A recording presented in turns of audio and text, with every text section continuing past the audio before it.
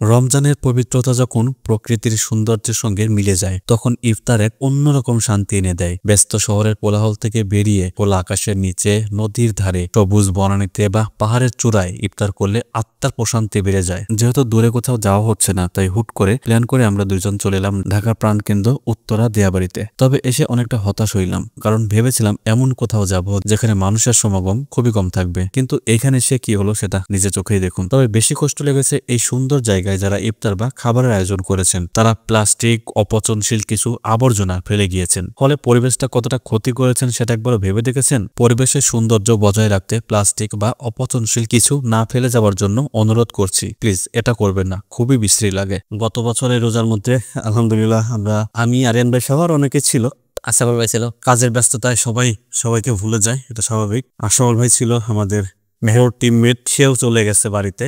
আজকে হঠাৎ করেই আমি রাতে প্ল্যান করলাম যে যেহেতু আমরা প্রকৃতিকে একটু বেশি ভালোবাসি, এই রোজার মাসের প্রকৃতির মাঝে যদি একটা ইফতার না করি তো হয় না আসলে। তো সব মিলিয়ে আজকে হুট করে প্ল্যান করে ফেললাম। খাবার দাবারও খুব বেশি নাই, আয়োজন তো বিষয় না, ব্যাপার হচ্ছে একসাথে খাওয়া তো হয়ই, বাসায় তো সবসময়ই খাই, সবাই খাই। এই যে একসাথে বসে এরকম খোলা একটা জায়গাতে আমরা বসে ইফতার করতেছি, এটা হচ্ছে বড় ব্যাপার। এই এক্সপেরিমেন্ট যদি নিতে চান তাহলে একটা প্ল্যান করে ফেলেন। এখনো যত সময় আছে কিছুদিন বন্ধুদের সাথে বা ফ্যামিলির সাথে বসে একটা জায়গাতে করতে পারেন। আমরা রাজ্যম এখন উত্তরা দিয়াবাড়িতে আছি, দিয়াবাড়ির একটা লেকের পাশে আমরা বসে আছি, আর দেখতে পাচ্ছেন আমাদের সাথে অনেক মানুষ।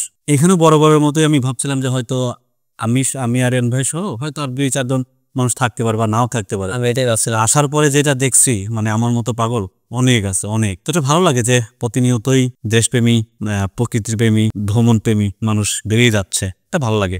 যারা এখানে ইফতার করবেন তারা আশপাশে চেষ্টা করবেন যেন ময়লাটা না ফেলে। খুবই বিশ্রী লাগে। আজান দিয়ে ফেলছে, বিসমিল্লাহ, ইফতার করে ফেলেন। আমার ফ্রেন্ডস আছে যারা আছে তাদেরকে তো মনে করেন যে পাই না, একমাত্র আপনি আছেন। যখন বলি তখনই ইনস্ট্যান্ট, মানে আপনার ইনস্ট্যান্ট। এই যে আমরা এখন যারা ভ্রমণ করতে পছন্দ করে, যারা ঘুরতে পছন্দ করে, আমরা তো এরকমই হুট করে আপনি বলা মাত্র ব্যাকপ্যাক রেডি করে আমরা বান্দরবন যাবো, এখন রেডি, এখনই যেতে হবে, এরকম। তো ভালো লাগছে। এখন অনেক মানুষ আছে, তার মধ্যে আবার দিয়াবাড়ির মতো এত সুন্দর একটা প্লেসের মধ্যে পাশেই মনে করেন যে এই যে আমাদের যে গ্রাম, এই গ্রামের মতো জায়গাটা, ধান খেত আছে, তারপর আপনার লাউ, বিভিন্ন ধরনের গাছগাছালি, অনেক ভালো লাগতেছে। আপনারাও আসেন, সময় করে আসেন।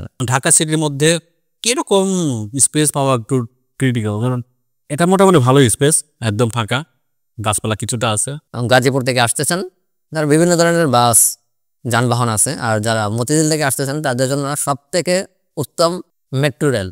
সর্বোচ্চ 30 মিনিট লাগবে, তার মধ্যে আপনাকে দিয়াবাড়িতে। জ্যাম, মেট্রোর কোনো বিকল্প নাই। প্রকৃতির সাথে একান্ত হয়ে ইফতার করা শুধু শারীরিক প্রশান্তি নয়, মানসিক ও আত্মিক শান্তিও পাওয়া যায়। আপনি যদি এমন ইফতারের আয়োজন করতে চান তাহলে কোন পরিবেশ আপনার বেশি পছন্দের কমেন্টে জানাবেন। ভিডিও ভালো লাগলে একটা শেয়ার করে দিবেন, খুবই আনন্দিত হব। তাদের থাকার জন্য অসংখ্য ধন্যবাদ।